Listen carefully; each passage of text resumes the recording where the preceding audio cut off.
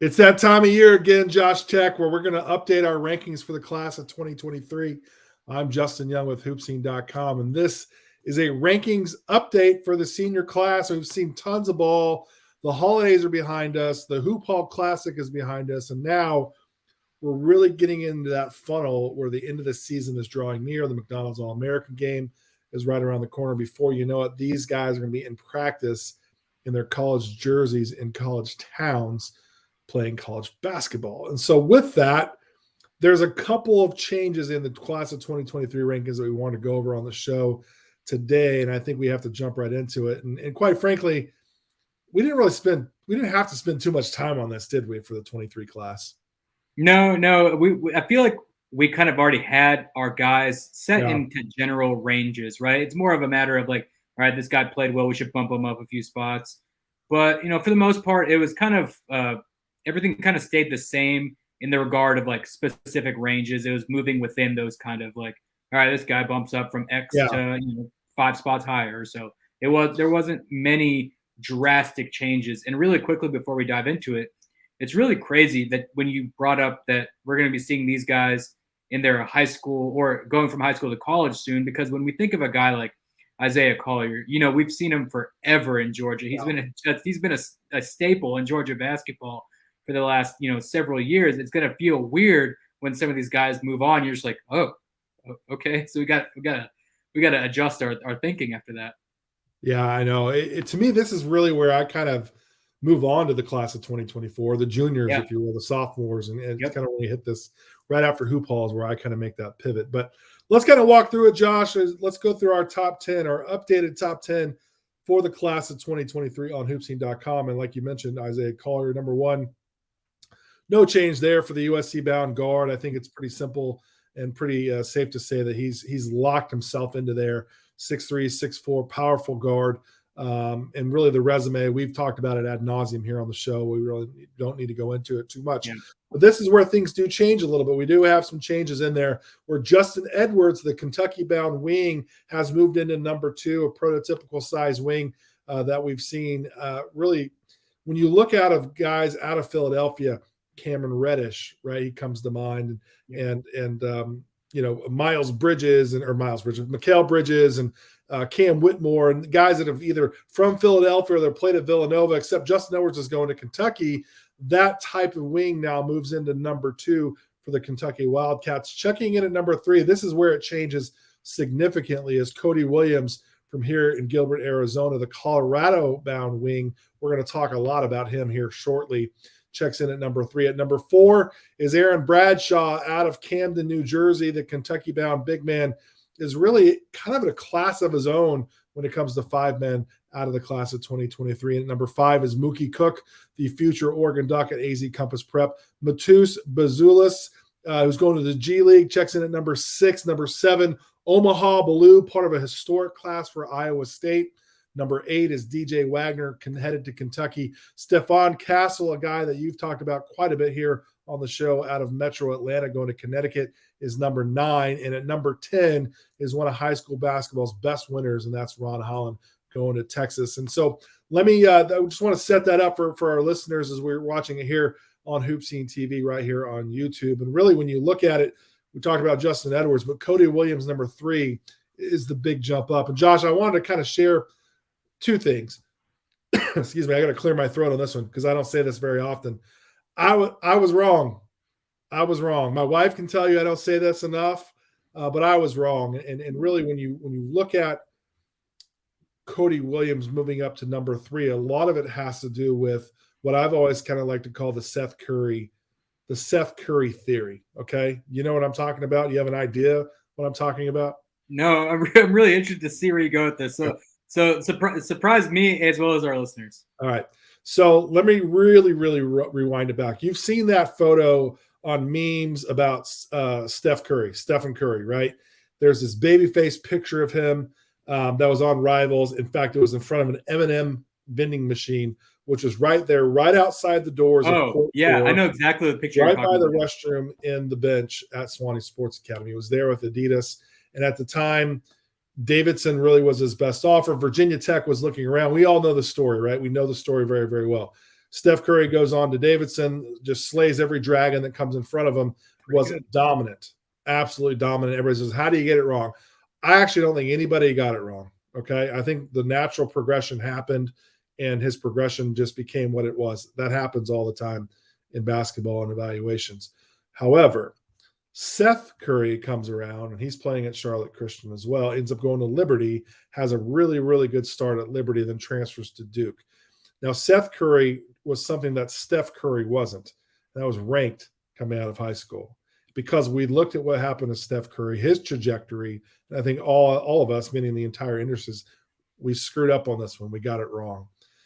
So the Seth Curry, and now listen, Seth's been in the NBA for a decade himself. He's been a very, very good player and a very important player for so many teams. And I know probably 30 teams in the NBA would love to have that perimeter shooting from anybody with the last name of Curry at this point in the NBA. So I set that all up for the Seth Curry theory, where I think we apply that now to Cody Williams. Now, two things happen here. So his brother Jalen is really playing well in the NBA. He started, I think, 27 of 40 games as of our recording now on January 17th for the Oklahoma City Thunder. He's averaging 11 points, 12 points, like 4 rebounds, 3 assists, really versatile guy. And when you talk to NBA front office people, they're very excited to see what he does. Now, he went to Santa Clara, really similar, right, with the Seth Curry theory that we've got going on here.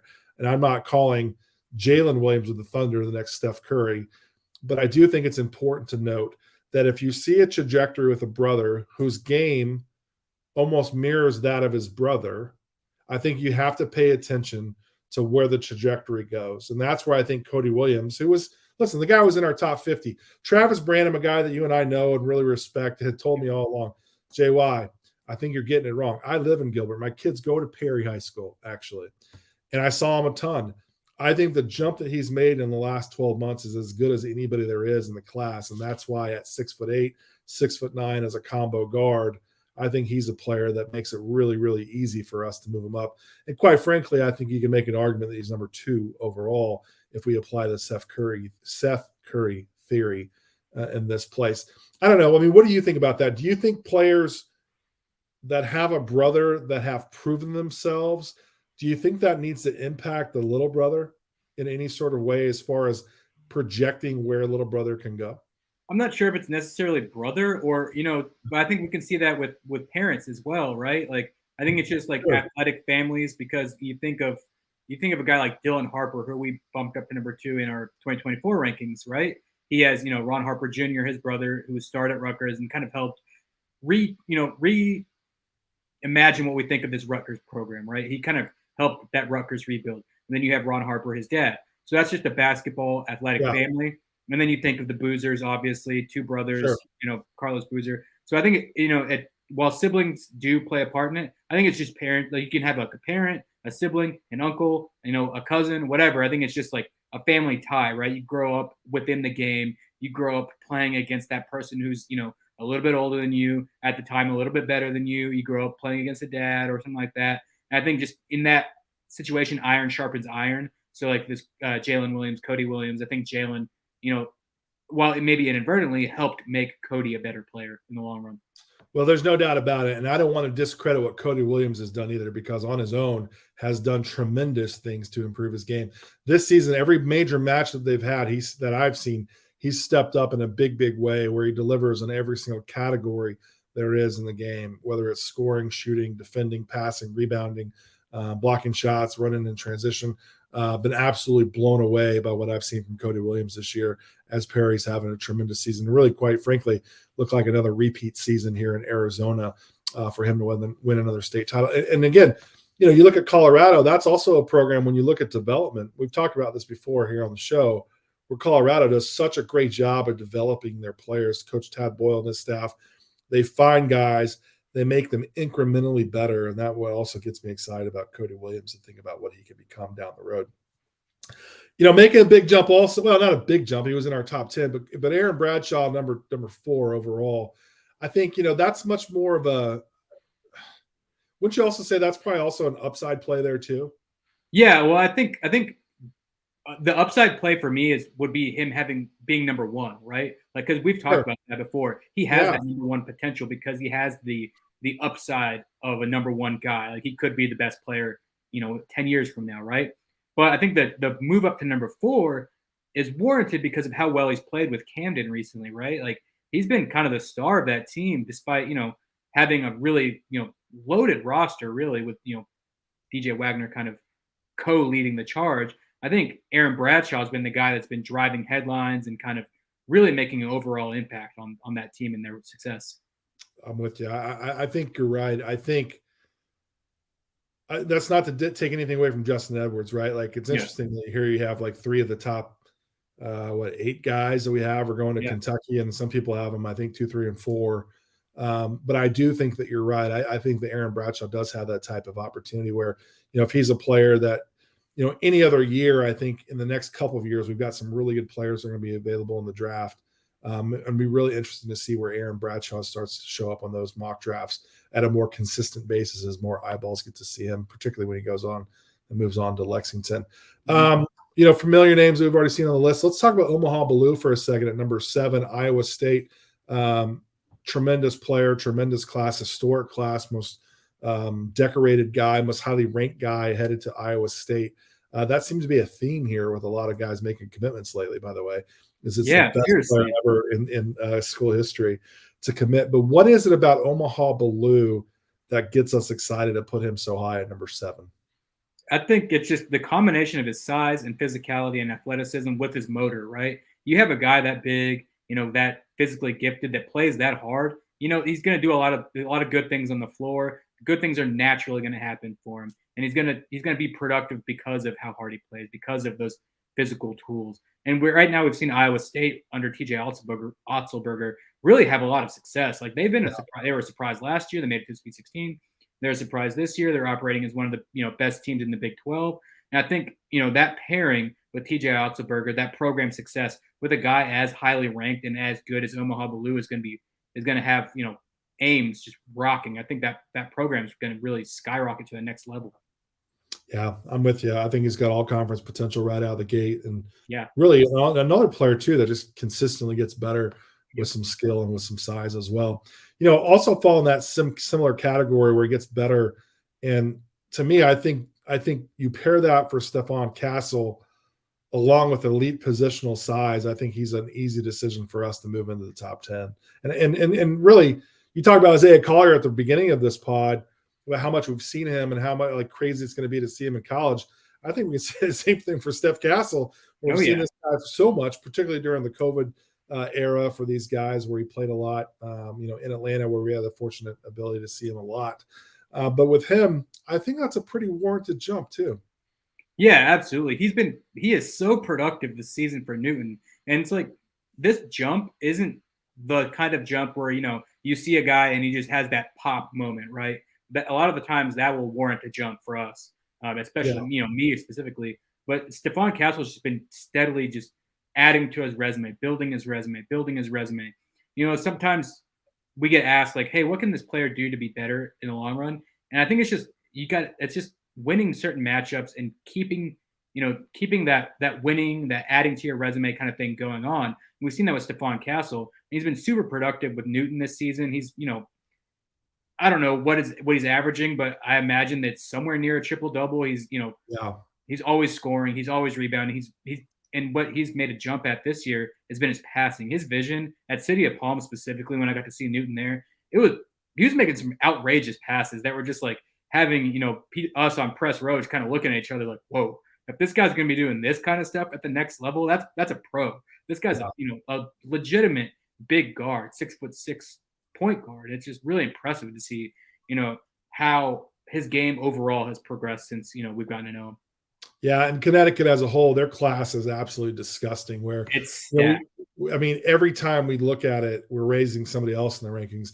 Jaden Ross is another player that's cracked inside of our top 100. I think we haven't rated higher than the industry. I think long term, I think a big wing with some shot making ability. Both Griffin Greenberg and I have absolutely loved watching him play this year with Lehigh. I think he's a player that, along with Steph Castle and all those other guys have got coming to Stores, has a chance to really move up and be an absolute problem.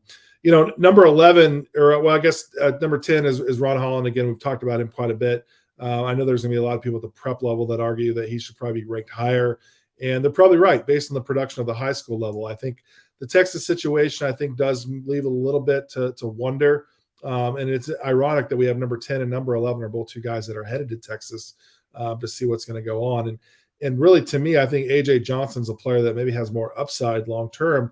You didn't get a chance to see Sean Livingston in high school, Josh. You were probably 3 years old when Sean Livingston was playing high school basketball. But he was part of those first classes when I got started in the industry in the early 2000s, where he was probably, and again, it's recency bias and what I remember at the time, but Sean Livingston was one of the more intriguing guys. Same thing, super tall, really long, could cover a lot of ground in a couple of strides. A.J. Johnson's that same type of guy where the upside, again, we're leaning really heavy on upside, I think, for this class. I don't think the class from top to bottom is spectacular. I don't know if there's an absolute no-brainer, easy top 3 pick guy, maybe even outside of Isaiah Collier in this draft, maybe Aaron Bradshaw perhaps because of his size. But A.J. Johnson is one of those guys that as a 23-year-old, you get pretty excited to think about what he can become down the road. And that Texas situation does, who's going to coach that program does leave things a little murky there. But we like him a lot. I like him a lot at number 11 just because of the upside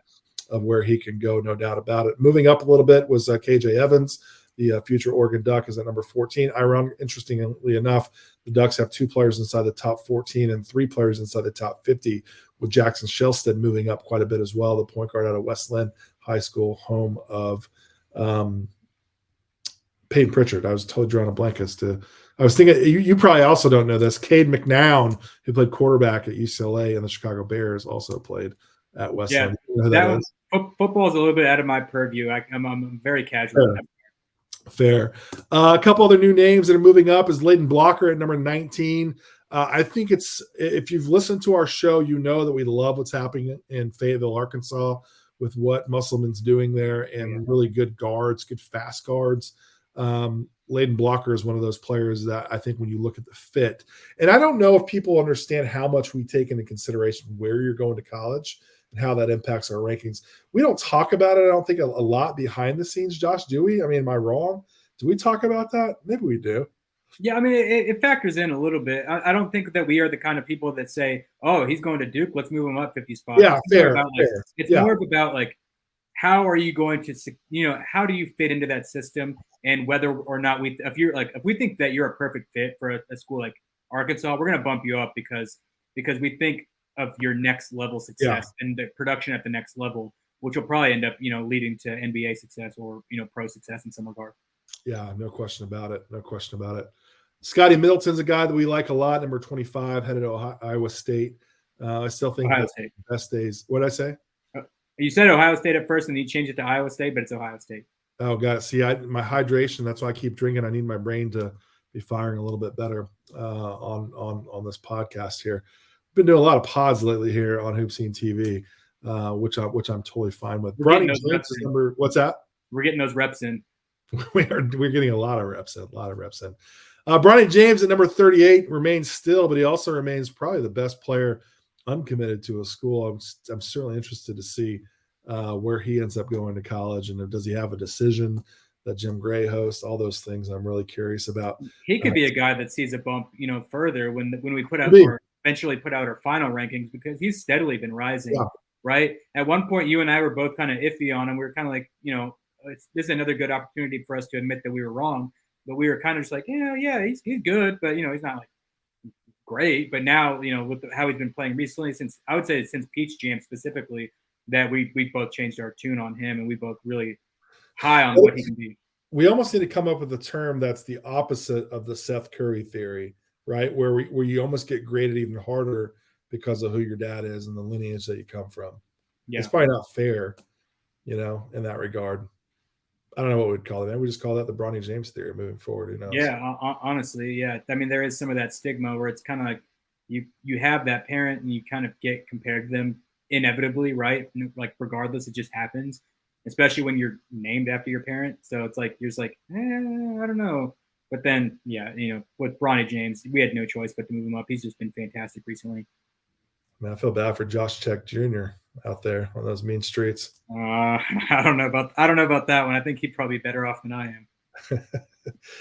Moving up inside the top 50 is Sebastian Mack, headed to UCLA. When you look at UCLA's roster, there's going to be a lot of guys that are on the roster now that won't be there next year, that will graduate, that will move on. Sebastian Mack is a huge opportunity to score a lot of points, and very few guys do it better than him when it comes to scoring the ball than Sebastian Mack out of Las Vegas. So he moves up significantly outside of our top 100 into number 45 overall. I'm just looking at our list as where I'm kind of scrolling down to see who else we've got on our rankings that are moving up.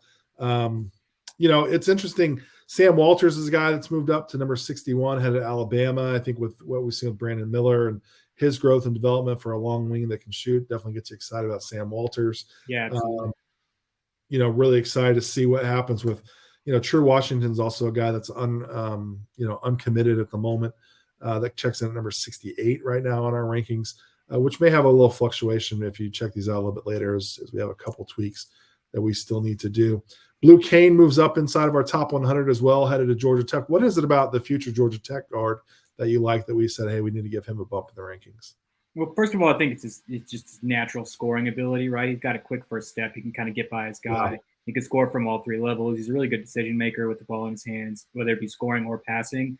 I think he's been like we discussed with Steph Castle, right? He's been the guy that's kind of been building his resume slowly. I think when I was down in Orlando for the NBPA Top 100 camp, it was shortly after he committed to Georgia Tech, and he had a really great camp there. And that was kind of one where I was like, man, if he hadn't been committed, he could be a stock riser in this event. Yeah. And I think with IMG this winter or this high school season, he's been continuing that. He's been really tremendous. Whenever I've gotten to see IMG, and going back to Hoop Hall Classic, he had a really great weekend, up in Boston or up in Springfield, Massachusetts. Yeah. A lot of guys have moved up.